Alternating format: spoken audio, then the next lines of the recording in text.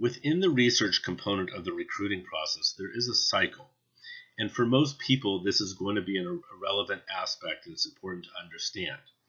Now, if you have a key school that you want to go to, it's your top choice from the beginning, you know you can get in, you know the opportunity is something you want, and you get that opportunity, then the research cycle will not necessarily apply to you. But for most people, you have a list of schools that you have to anticipate is going to change. And the reason it's going to change is because you may not ultimately like a particular opportunity or may not ultimately get an opportunity. So specifically what that research cycle means is that once you have a list of schools, you're going to then do research, but then you may need to go back to the start in terms of finding new schools. And that being the case if none of the schools in your original list are sure to be options.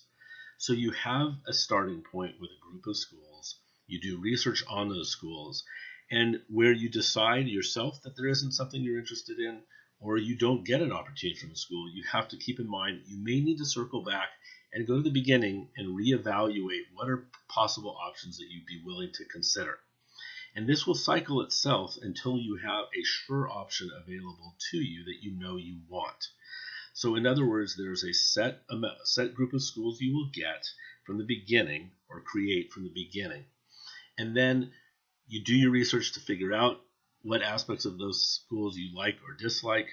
And if you don't find a match, you're going to be circling back again to the beginning in a sense and starting point in terms of doing some brainstorming and what schools might you want to consider. That's what we call the research cycle.